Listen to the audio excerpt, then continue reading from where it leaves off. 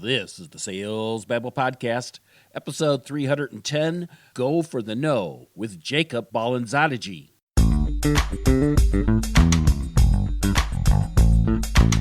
Welcome to Sales Babble, the podcast that shares selling secrets for non-sellers. And now your host, Pat Helmers.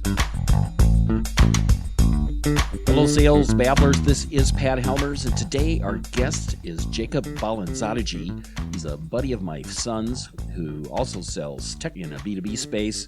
He's got some terrific advice on how it's so important that you immediately qualify your clients by searching for what he calls the no. Not only that, Jacob gives some advice on how to get references and referrals and how to be extremely transparent and honest with prospects. They love it. But before we get to the episode, there's something else I want to bring up. This is something I tried at the last moment last week. I started a conference circuit, and I sent an email to everybody for us all to get together, anybody who is free, and I want to do that again this week. This Thursday, March 5th at 4 o'clock Central Time, and I'll send an email to remind you, Thursday and Thursday afternoon. If we could all hop onto a conference call and chit-chat a little bit about sales and things like that, I've got some questions I'd like to run by the Sales Babble listeners.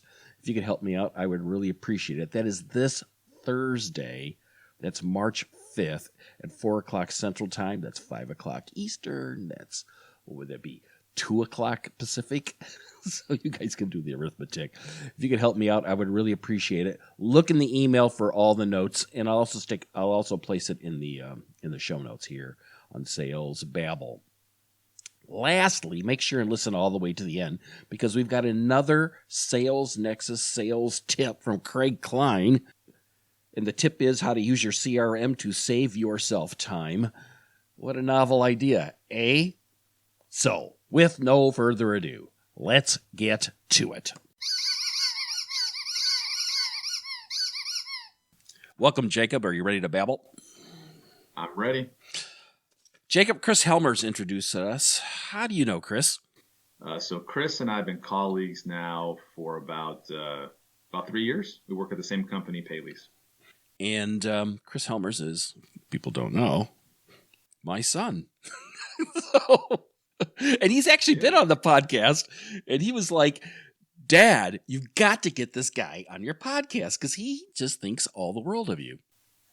It's really nice of Chris. We've had some good conversations, but to be fair, he's also thinks the world of you. I think one of the reasons Chris and I really connected was we would share stories from our fathers or advice from our fathers. So I think just that connection, that relationship we have with both of our fathers, him with you and me with mine, and I think that really solidified our relationship. And so says a lot about what he thinks about you. So this kind of came from a conversation that we've been having. And I know you listen to the podcast. I've had a lot of sales gurus and authors, and those are the kinds of people that often visit the podcast and share, their spin on the selling process, which is, for the most part, selling hasn't changed, I don't think, in probably 3,000 years. But everybody's got a spin on that. And but more lately, I've been wanting to get guests on the podcast who aren't, these so-called experts, but people who are in the trenches, discovering opportunities, nurturing them, and closing deals. And then that's you, correct? Yeah, you're right. I'm not famous. Okay.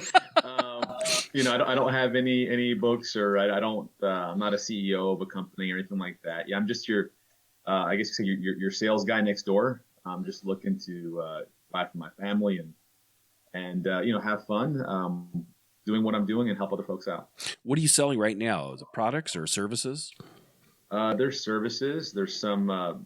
So Paley's provides software services for the multifamily housing industry. So that's the industry we service, and we do everything from payments to utilities to smart home technology. How is it that you got into sales? Before we dig into this, I'd like to know, is this like a life goal you had, or is it something you fell into? Shoes. I got into sales because of shoes, believe it or not. So when I was 14 years old, my father, I approached my parents because I wanted a new pair of basketball shoes. And so my dad says, all right, son, let's go get in my car. Let's head out. And so, in my innocence, I thought, all right, cool. We're going to go to the mall and I'm going to be able to pick up the newest pair of Jordans or who knows what kind of shoes I wanted at that time. Unbeknownst to me, my father was going to an appointment. At the time, he had a business that was in the home improvement industry. And so he said, son, I have an appointment here and I want you to knock doors on this neighborhood and get me some leads. And I said, what? What do you want me to do? And he said, yeah, go get me some leads. And I said, I have no idea how to do that. And he said, all right, here's some flyers. I still remember they were like this light sky blue color with some it wasn't, some very simple text. He said, just knock doors, hand them out, and let them know that you're trying to get leads for, I think it was new windows, roofing, or insulation. Oh, and doors too. And so I said, okay. So he went to his appointment. I started knocking doors hesitantly at first and went to the neighborhood. And actually, when I made it back to the car, he was wrapping up his appointment and got him a few leads. I think people felt pity around doing some door-to-door, prospecting. My dad loved using the word canvassing, right? So that's what we would call it. And he actually ended up, I think, closing one or two of those leads that I ended up generating. So that was my initial start into sales. I've always liked talking to people and getting to know them and problem solving. So from there, just got more and more exposed to it. I think really because of my father and his entrepreneurial mindset and background. And that's how I got into sales. Not exactly a typical story, but I saw it growing up. I saw that it could provide well for your family. And I saw that if you really put in the work, it does provide some flexibility, granted that you're able to put up the initial investment that's required from a time perspective to be able to be successful. So if you were to look back at those times in all of your selling and maybe actually look at, at people that you work with right now, in your opinion, where do you think most people go wrong when it comes to selling? I think they just overthink the process. They overthink things. It's interesting. Things have changed from a buyer perspective, right? So to your point, there's a lot in sales that's the same. Some things are different. I think it more has to do with just the information that's available at people's fingertips. But I think we just overanalyze and we get stuck in analysis paralysis and we let fears and insecurity just dominate us. So, going back to my 14-year-old self and then other iterations, I could share with you things my dad had me do. Like, I remember, again, we started getting more into some technology that helped out with dairy farmers. And again, this was a brand new endeavor for my father at the time. Now, at this moment, I was about, I think 20 years old. No, I was 22. And he said, hey, I want you to call dairy farmers. And I was like, well, what do I tell them? He's like, just call and you'll figure it out. And so that was always my dad's mentality. Just do it and you'll figure it out. So I think a lot of where people go wrong, and when I've gone wrong in the past too, has been this over strategic way of thinking to the point where you make yourself stupid, right? And so we just got to go out there, and the best way to swim is just jump in the deep end and you'll figure it out. Yeah, I think that's about right. What do they say that there's a term for that, making a parachute while you're falling out of the plane or something like that? Something like, and it might be the best parachute you've ever come up with. So you just got to go out there. You just got to do it. And look, I'm not denigrating any kind of personal investment. Certainly listening to your podcast, Pat, reading books. Those are things that I like to do. I like to listen to podcasts and read different articles and things to help me see things differently. But then when it's time to go ahead and put in the work and make the calls or do the emails or get into the presentations, at the end of the day, sales is really the ability to communicate with someone and be authentic such that people can trust you, right? And that they can feel, there's this feeling, right, that happens in sales. And that really at its core is what sales is, in my opinion, is the ability to one, really believe in what you do, two, really be sincerely trying to help somebody out, and then three, articulate that in a way so that it resonates with those around you, not in a manipulative way, right? But in a way that people can feel that you really have something that can help them out. Just to make sure that everybody remembers, you're doing B2B technology sales, right? You're selling software. Correct. So to go to what you just said, you have a strategy in mind that you're finding success right now? Yeah, I think there's a couple things that come to my mind, right? And you could implement this whether you're in B2B or going back to my earlier days as a 14-year-old, B2C. But before getting into that, let me just reiterate what I mentioned prior, Pat, is you have to have a base foundation. Like you need a base foundation. Now I'll call it integrity. And I love the word integrity, Pat, because the root word is integer. And for anyone here that loves math or remembers math from fourth grade or whenever they introduced the concept, right? Integer means a whole number, right? So you're whole. You're not a fraction. You're a whole. So before sharing anything as far as strategy goes, I really think it's important for listeners to understand, or anybody that is in sales, regardless of whether you're a newbie or seasoned, or thinking to get into sales, you have to truly believe that what you have is valuable. And you really have to have a sincere desire to want to help others and understand that what you have may not be a fit. And that's okay. Like that's perfectly okay. Not everything that we have is going to be a fit for that prospective person at that point in time, or maybe ever. So that being said, as far as strategy goes, I always go for the no. Like you have to go for the boogeyman. Like you go for the no. You have to go for the no. Like if we're talking here, Pat, and it could be anything. I'm trying to sell a widget or whatever it might be.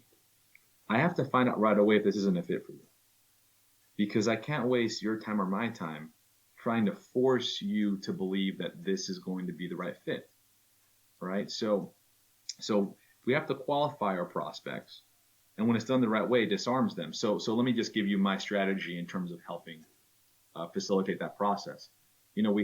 Most of us, if we're in B2B sales, are going to have, it's typically called the discovery call, which by the way, I hate the word discovery call. I'd like to call it an initial conversation. Okay. Well, they use the term discovery in law. That means the bad thing, right? Like you're trying to understand the case. It's their private. Yeah, I think that's where it comes. It might be where that comes from. Yeah. So in these initial calls that we have in a B2B environment, right? I always like to start off these conversations, like first and foremost, let's be respectful of our own time as well. Sometimes I hear people, they'll get on calls and they'll just be overly thankful for the other party carving out time. We're all on the same page, right? My time is valuable. Your time is valuable. So I think overpraising or over thanking someone for their time is not needed. Like we can just be glad that they're able to carve out time and leave it at that. So when I like to start these calls, I typically will say something like this. I'll say, Pat, I'm glad we're able to carve out some time. Look, so we're on the same page, right? Look, the intent of our dialogue today is to learn a little bit more about our businesses, right? There's some ideas that I'd love to share with you that I think could potentially help. And if you feel it would be worthwhile to chat some more, we can talk some more. And if not, that's okay too. So if that's the case, we can shake hands and at least we know, who we are and what we do. But that's kind of the intent of the call. By the time we're done, I'd love to hear whether or not it makes sense to chat some more. Is that okay? And I found, Pat, that starting off a dialogue like that completely disarms somebody altogether, because now you have to remember, too many of us have been put into the psychology that we have to push and push and push and push. Or at least that's the perspective on the buyer side, right? That's the bias that they have as it relates to potentially how a salesperson is going to approach it. And I find when we go for the no and let them know it's okay. It's okay for you to tell me no. It disarms people to the point where they begin to open up more, sharing about the business, because they truly want to find out whether or not there's a fit. So as far as sales strategies, that's one area that I think a lot of us can do better in, and understand that it's okay for a prospective client to tell us this isn't a fit. This is brilliant. This is brilliant. This is great. Let me tell you another strategy that's more long-term that I find to be really helpful as well. We hear it all the time, but we don't do this because of fear. And it's the fact that our clients are the best source for future business. Yep. Okay. Yep. So the question, I used to struggle with this a lot. How do I do this? Like it just felt kind of awkward because I'm asking and where's the give, right? Where's the give I'm giving this person in that moment? What I've come to realize is if you've done your job the right way and there's been value that you've given them throughout the relationship, the give's been there the whole time. It's been there the entire time.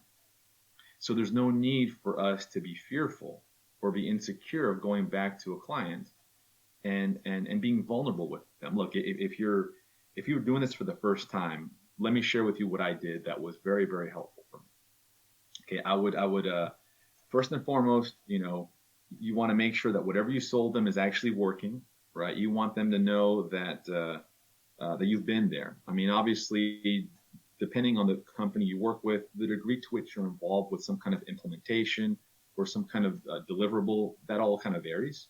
But regardless of how involved you are, you just want them to know that you've been there, right? An occasional check-in call means a lot to these people. And so, by virtue of that, you can get a pretty good gauge as to how happy they are with the services. Mm-hmm. So once enough time's elapsed, I mean, this really depends on the industry. I mean, you could wait 6 months or 12 months. Here's what you do. You go back and Pat, if you're my client that I signed up, let's say 12 months ago, my strategy is I'll send you a note and I'll simply ask you if we can carve out 10 minutes. I just want to ask you a quick question. And by the way, subject line, quick question, question mark is a phenomenal subject line. FYI. Okay. So you say, okay, so we carve out some time, Pat. And this is the important part. We have to be vulnerable, right? I'm not saying to be a wimpy person, like, with your, the tail tucked between your legs. But if you're doing this for the first time, vulnerability is huge. So I'll say something like this. I'll say, Pat, after we get the niceties out of the way, of course, right? Pat, look, I'm reaching out to you and I'm going to ask you a question. I'm going to recommend something. And if you're not comfortable with this, like, it's perfectly okay. So let me just stop there. At that point, you have their attention 100%. And again, we're disarming them because we're giving them the out. We're giving them the no. I'm feeling it right now. I'm feeling curious. Like, what's interesting how he's setting this up. He's not telling me straight out. I wonder what this is about. Yeah, you're wondering, what is that going to ask me? Like, is this going to be off the rails, right? Or is this going to be something, they don't know. They're curious, right? And so then once you got the curiosity, they're always going to tell you, I mean, unless the person is just having a horrible day, 9 times out of 10, they're going to be like, oh yeah, well, what is it? And then I say, look, an area I'm trying to get better at in my career is to work with clients that I know have had success with our products or our services, to talk to them about potentially introducing me to people they know in the industry. Now, Pat, whether or not they're interested or even looking at name your service right here, right, is neither here nor there. You and I both know at the end of the day, Pat, business is about people and relationships, and all I'm trying to do is just get to know more people. So if you're open to that, that would be great. If not, that's okay too. Either way, would love to hear your thoughts. And Pat, every single time I've introduced it that way, you'd be surprised the people that are willing to help. They'll be like, yeah, no problem. Like, not a problem at all. I know X, Y, and Z, and this person. They might even start asking you, hey, what companies are you trying to get in with? I've had that happen to me before. The only thing that you have to be prepared to do is to have some kind of a thought process or some kind of idea or plan on how you want to execute on the introduction. So that could be anything as simple as, well, next time I'm in the area, why don't we try to coordinate a lunch? And, I'll pay for it. You can bring some of your friends and we can kind of get to know each other that way. Other people, they might prefer to introduce you via email, personally. In those situations, I usually ask them if, to help mitigate their workload, look, why don't I go ahead and write you up a little script that you can email them and you can edit it if you want. Right. Other people, they just want to give you right. names.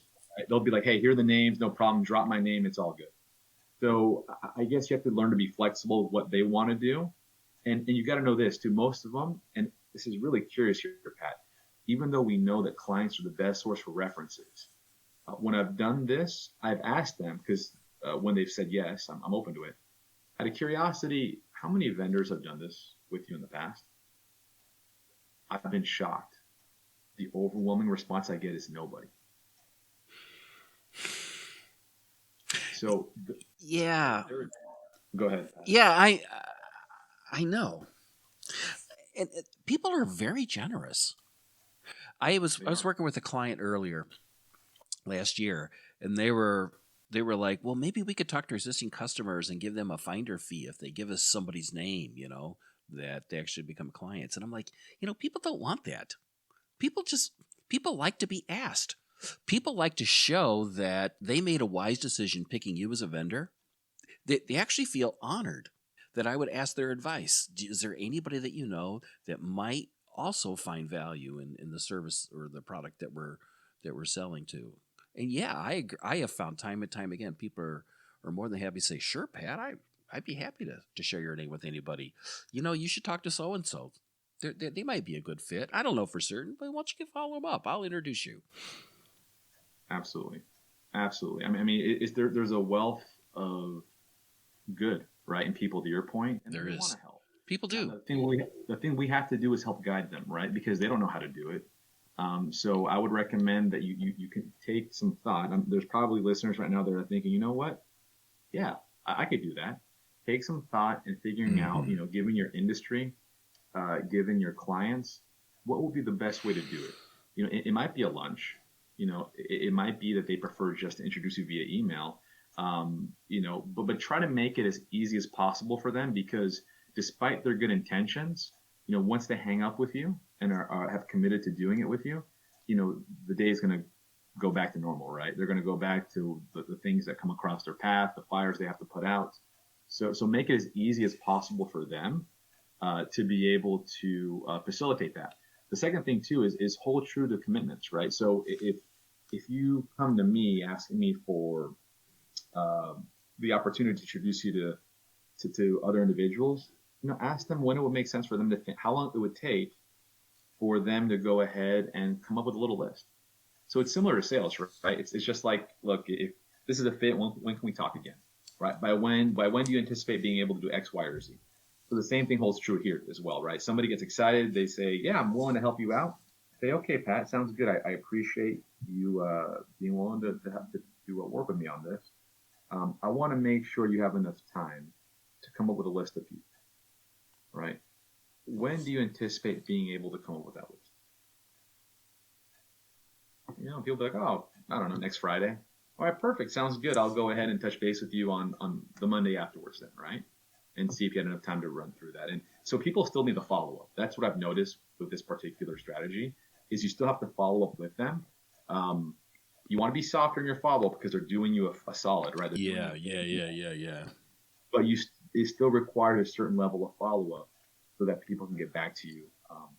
You can help hold them accountable to the commitment they've decided to follow through on. Yeah, this is a great strategy. I love it. Yeah. Can I give you a third one? That's okay with you, Pat?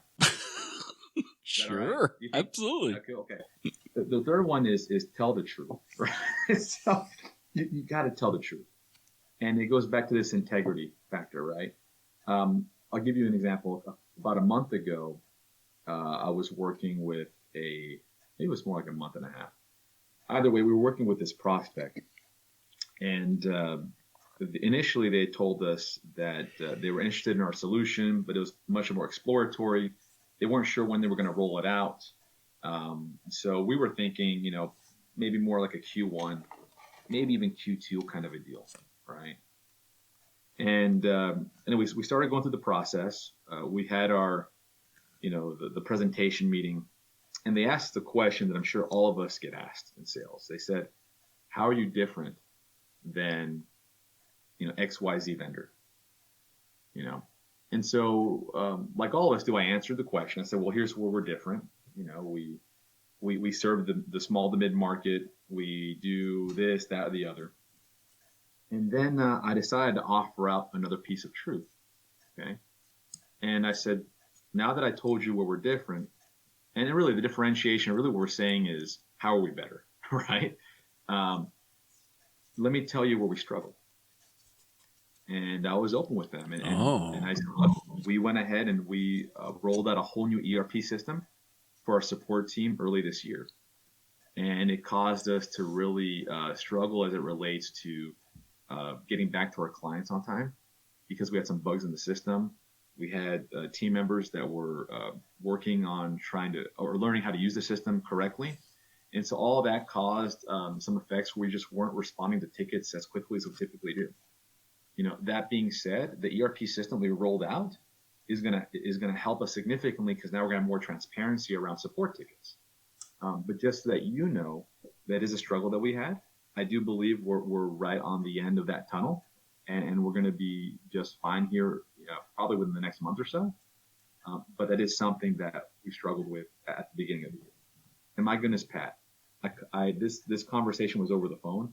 I heard their jaw drop, and the lady literally told us on the phone, "I did not expect that." Literally, her words were like, "I did not expect that." She's like, "Thank you so much for sharing that. That was very insightful. And we very much appreciate you being forthright and transparent with us." And interestingly enough, Pat, what happened from that point moving forward, again, we thought we were going to close that deal in Q1. That deal ended up closing in September.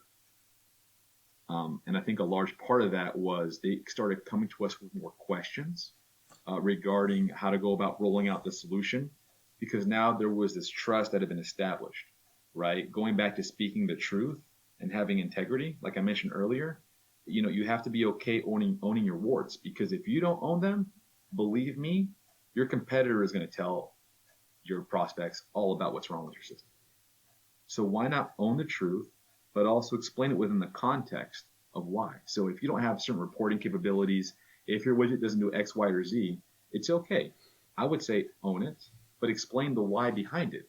Because maybe the reason why your product wasn't developed this way was so that you could have better features in this other area of what the product or service does.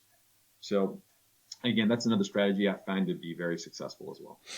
I love that. You have a podcast, right? Do have a podcast, correct? Whoa. Why don't you tell us about it? Sure. So my father and I have a business. So it's called Phytotherapy. My father, he spent, I know we talked about some of the different endeavors that he's done. He's very entrepreneurial minded, but at his core, he's actually a researcher for neurobiology. Okay, and he studied it for years. And so he ended up creating a business, or we ended up creating a business about, 8 years ago or so. But it all revolves around stress, right? And the impact stress has not just mentally, but also in the development of different chronic disease, like diabetes or metabolic issues, autoimmune, etc. So as part of what we do is we have a podcast called Cognitive Therapy. Therapy is spelled with an I at the end instead of a Y. Okay, and we talk about different concepts and principles that are important to help maintain really mental health. So we talk about, for example, the importance of forgiveness. I think we just finished a podcast recently. Yeah. My brother just edited it, but it was about the principle of faith, right? A lot of us think faith is more of a religious concept, and we compartmentalize it into that segmentation of life. But in reality, faith is something that we exercise every day. So we talk about all these different principles and the way that they actually impact the body neurobiologically. And then we provide some techniques as well on how to improve the way that we view ourselves and the world around us. So that's the podcast that we have. Excellent. People want to find it. Where would they go? So you can find it on what is it? It's Google Play, right? Google recently, I think, changed the way they name it. So it's on Google Play. It's on the iTunes as well. You can find it as well on Spotify and Spreaker.com is where you can find the podcast. Excellent. And if people want to reach out to you, where would they go to do that? Yeah, if you want to reach out to me, I'm more than willing to field any questions. Love to help out. You can feel free to give me a shout on my my personal email. I have a long last name, but it's Jacob Balanzategui at gmail.com or on LinkedIn. I'm on LinkedIn as well. I guarantee you I'm probably the only Jacob Balanzategui in existence, more than likely. It's a long last name. But Pat, maybe we can just go ahead and put the email somewhere. No, I'll stick it in the show notes because yeah, exactly. Because I don't even know how to pronounce Balanzategui. It's a long last name. But I'll tell you what. I learned the alphabet at a very early age. So because you're using half of it. exactly. Jacob, this has been awesome babbling with you here on Sales Babble. Thanks a bunch for visiting. I really, really appreciate it. Yeah, no problem, Pat. Thanks for having me. I enjoyed it. Welcome back, Craig. Are you ready to babble a sales Nexus sales tip? I am ready. So what's this week's tip? This week's tip is use your CRM to save yourself time. I think that's the whole point of a CRM is to save you time, make you more productive, isn't it? I mean, not to waste time. Depends on who you ask, I guess. A lot of salespeople kind of see it as a management tool that they're forced to use, right? I think that's the key, right? If a good salesperson knows that organization can be their best friend. We all know it's a numbers game, and you've got to reach out to as many potential customers as you possibly can. So use the CRM to make that easy.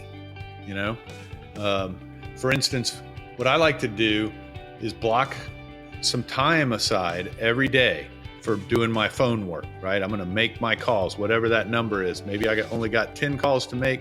Maybe I need to make 100. I'm going to block out the appropriate amount of time, and I'm going to sit down with my cup of coffee, my Sales Babble coffee mug, and I am going to go to work on the phone. And I'm going to have it organized in my CRM where I've got a call list and I can just pop right through them one after the other. And here's the trick. When I talk to a customer and I promise to do some follow-up for them. Okay, well, I'm going to send you an email with a proposal, or I'm going to send you a link to this or that. Don't just stop your calling and do that right now. Set yourself a reminder in the CRM to do that later today or tomorrow or whenever's appropriate. Keep going with the calling. Stay focused on one task at a time so you can get really efficient at doing those things, and then come back and have maybe 30 minutes at the end of the day when you're going to do all your follow-up emails and proposals or whatever. I totally agree with this. In fact, right now in my hand, I have a Post-it note of today's calendar. Mm-hmm. I do this very same thing. I love it. How can people find these sales tips, Craig? Just go to salesnexus.com/sales. And there you can download a PDF of all of the Sales Babble sales tips, and you can get your free copy of our 4 Steps to Market Domination Guide. Sounds great. Well, I can't wait for next week's sales tip, Craig. We'll see you next week. What I really loved about Jacob's interview here was this whole idea of going for the no. I had a guy on maybe 4 or 5 years ago. Let me go look and see if I can find that link, and I'll make sure and place those in the show notes, who had a similar idea that the quicker you can get to a no, the better it is for them and for you and for everybody all together, that you can't really help them, that they're not qualified prospect. This is brilliant stuff, and I'm really hoping you can integrate it into your selling this week. Really good stuff. To connect with Jacob, and I've got his link to his LinkedIn in the show notes. You can see those at www.salesbabble.com/310, as well as this week's Sales Nexus sales tip. Those have been really well loved, and it's been a lot of fun. Now, if you've got a question or a comment about this episode or any episode, don't hesitate to reach out and click the Babble Me button on the website. Or, as I had mentioned before, there's going to be a conference call at 4 o'clock Central Time on March 5th, Thursday, March 5th, for all the Sales Babble listeners. Hop on there. We've got plenty of room for everybody. I'd love to pick your brains. And if you've got any questions about sales, you are more than happy to ask them right there. And I would love to answer them and to see if we can build a little community here. Well, that's all I got for this week, folks. Until next week, take care and have a highly successful and a profitable selling day.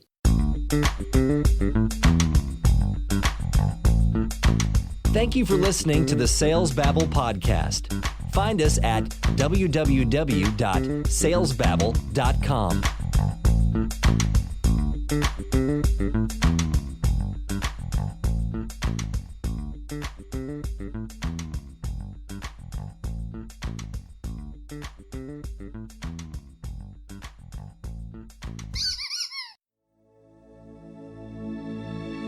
This is a production of Habanero Media.